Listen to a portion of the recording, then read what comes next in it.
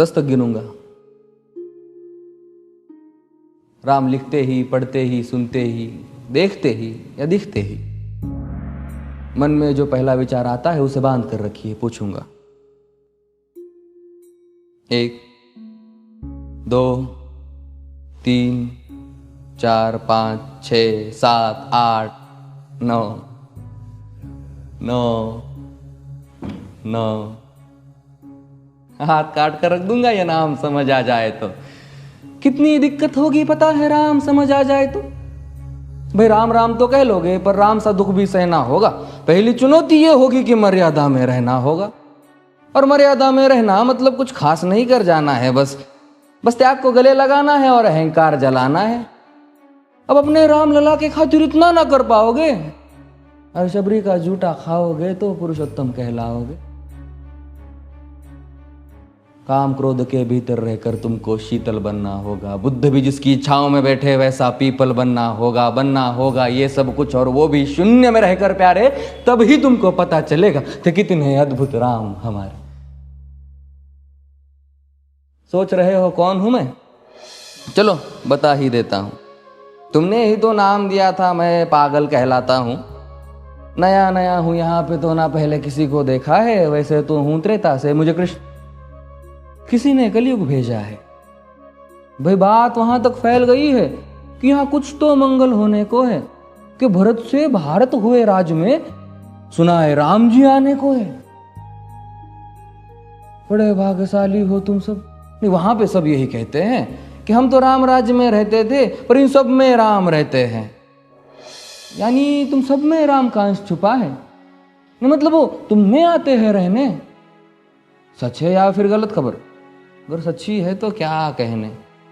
तो सबको राम पता ही होगा, घर के बड़ों ने बताया होगा। तो बताओ फिर कि क्या है राम।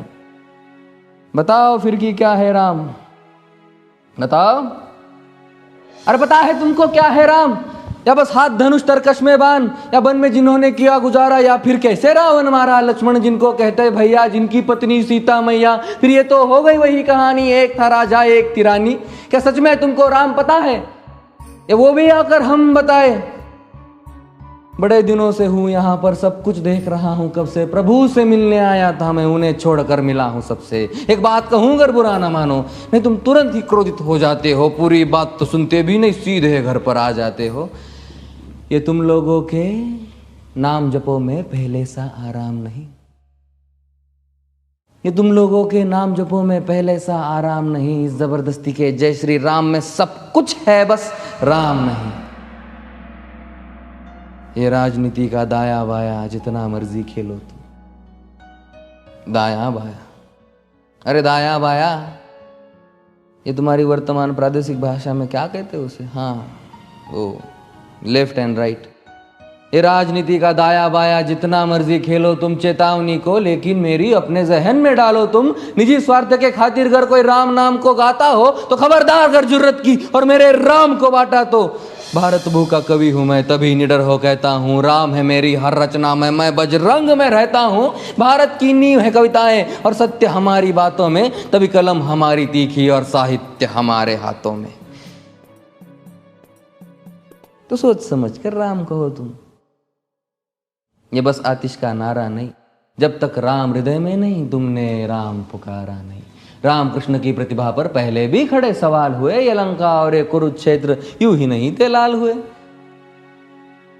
अरे प्रसन्न हंसना भी है और पल पल रोना भी है राम। सब कुछ पाना भी है और सब पाकर खोना भी है राम। ब्रह्मा जी के कुल से होकर जो जंगल में सोए हो, जो अपनी जीत का हर्ष छोड़ रावण की मौत पे रोए हो। शिव जी जिनकी सेवा खातिर मारुत रूप में आ जाए। शेष नाग खुद लक्ष्मण बनकर जिनके रक्षक हो जाए। और तुम लोभ क्रोध अहंकार छल कपट सीने से लगा कर सो जाओगे तो कैसे भक्त बनोगे उनके, कैसे राम समझ पाओगे? अघोर क्या है पता नहीं और शिव जी का वरदान चाहिए। ब्रह्मचर्य का इल्म नहीं, इन्हें भक्त स्वरूप हनुमान चाहिए। भगवा क्या है पता, लहराना सबको होता है पर भगवा क्या है वो जाने जो भगवा ओढ़ के सोता है। राम से मिलना, राम से मिलना, राम से मिलना है ना तुमको? निश्चित मंदिर जाना होगा पर उससे पहले भीतर जा संग अपने राम को लाना होगा। जय सिया राम।